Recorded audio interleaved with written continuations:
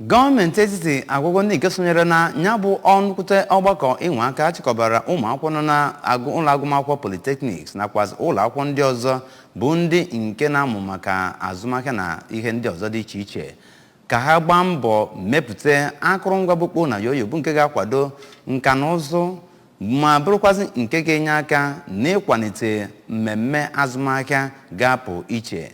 Onye nta aka bụ Ikwalite ga-ewetara gị akụkọ ahụ.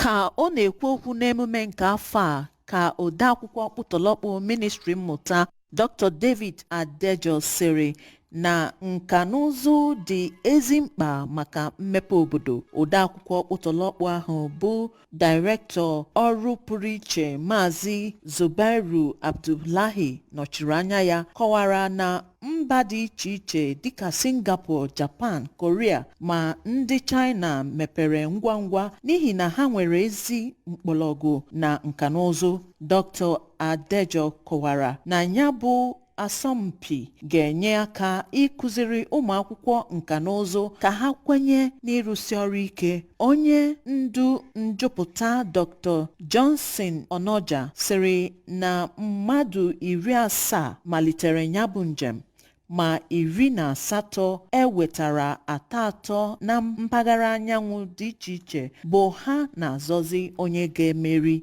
Site na Abuja, abụ m Princess Ikwalite, akụkọ ụwa ABS.